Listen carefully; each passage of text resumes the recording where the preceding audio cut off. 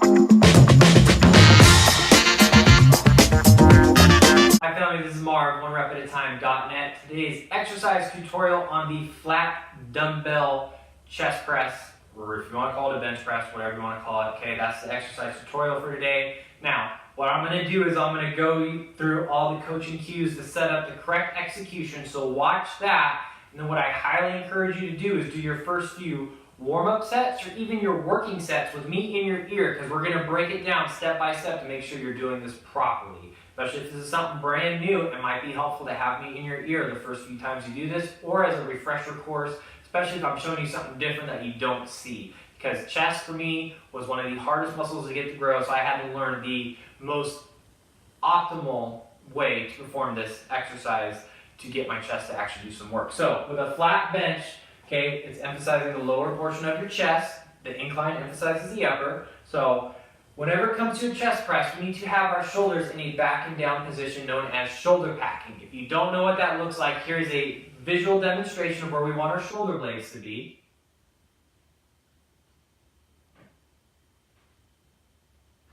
In doing so, make sure our chest does the majority of the work and keeps our shoulders in a healthy position. So if you're shoulder packing correctly, your shoulder blades should be resting against the actual bench itself, not your spine. Now, if you're new to lifting, and shoulder packing is one of the more difficult things to learn with weightlifting, in my opinion, it can be very helpful to roll up a towel and place it lengthwise. That way, the towel will kind of force your chest to open up and keep those shoulder blades back. So this is an intermediate step until you really master that shoulder packing position. It'll definitely show you what I mean by opening up your chest, right? So you're expanding everything out. So our chest does the work, not our front delts. So without any weights, this is what we do. We come down, okay, now weights are there. Take a couple deep breaths, recenter. Now, it's really important, especially as you get heavier, to use your legs, right, just like that, to kick up the weights. That way you're not wrenching it up, potentially could get hurt, plus you're wasting a lot of energy. It's going to sap some of your strength, so you're not going to be able to lift as much as you could have in that given set. So, dumbbells are on our knees, use our legs to propel them up, get our shoulder blades back and down. Now this is a big mistake I see. People's legs are nice and loose. I want them nice and rigid, and in fact, pressing up, see that ever so slightly movement as I lock my legs down, they're flexed, they stay super tight and rigid and strong. The entire lift can actually force my shoulder blades to stay down. Because what a lot of people find is, yes, they can keep their shoulder blades back, but their shoulders start to creep up, right? They lose that downward position. So going from here to here and keeping my legs locked in that entire time can help prevent you from having that shoulder get out of position. Now here is something that is of the utmost importance. As opposed to an incline dumbbell press, or incline press in general, your elbows, based on the geometry of the bench and the physics of the movement, kind of flare out. That's natural. On a flat dumbbell press, I do not want our shoulders out wide at a 90-degree angle or perpendicular to your body. We want them tucked. Okay, not tucked completely down, but about 35, 40-degree angle relative to your torso. We want them to stay in that position. Now, it can be awkward, especially for someone who flares up like I do, because I'll be honest, this is an exercise I neglect doing because I found other ones that I like, but we want them to be tucked in this position and locked down. So let me show you the side angle. What I mean is, a lot of people will start to let their elbows flare up like this. I want them down and in this position the entire time. So again, not like that, like that. Now say we have the weights, right? We're back in position, shoulders are packed back and down, chest is up. Strong legs. Okay, want you to come and bring those dumbbells wide. Wide, wide, wide. A lot of people will bring them nice and tight and they go straight up and down. I want them really wide and then bring them together at the top. Now, why the wide is so important because the farther the weight is away from our chest, the more of the stretch the chest gets and the more it has to do the work. Our chest's main job is to bring our arm across our body. So by really exaggerating that arc, our chest is having to move more. Also, when it comes to that top position, bring the dumbbells together. That's why dumbbells are so superior to bench press, because on a bench, our hands are fixed. Well, because we can bring our dumbbells together, we get better pec activation, which is the whole goal of a dumbbell versus a barbell bench press. So here we go. We take the top position, pack down. Okay, breath in, breath out. Bring them together. Breath in, nice and wide. Breath out. Bring them together. Now, stop just short of lockout. So here's totally locked out, all my elbows just short of that. That way the tension is on my muscles, not on my elbow ligaments and the structures of that. I want the tension there. Breath in, breath out. Keep those elbows nice and tucked. Breath in, breath out.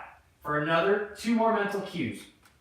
Don't focus on my dumbbells, the hands, or even like this forearm area. Focus on spreading your biceps nice and wide. Now bringing my biceps together. Biceps nice and wide, bringing them together. Doing that will emphasize that arc movement that we want. Okay, not the straight up and down that you see so often. We want the arc. Really emphasize the chest more so than the front delts or the triceps will do that. So we have that, and then in this bottom position, this is harder to do, but this will greatly increase your chances of actually getting your pecs to do the work. Before we initiate this upward movement, squeeze or flex your chest. So bring them down, breath in, squeeze, flex, now initiate together, just short of lockout. Breath in, squeeze, initiate, breathe out, together, just short of lockout. In, squeeze the chest, initiate the movement, squeeze, boom, just short of lockout, just like that. So that is how to do the dumbbell press. Now let's grab your first set of dumbbells from either your warm-up set or even your working weights. We're going to break it down step by step to mean you're here. So what I recommend with the weights, you're in a squatted position, grab one, put it just above your knee, grab the other, put it just above your knee, sit down. 2 deep breaths. Think about what you're going to do, recenter.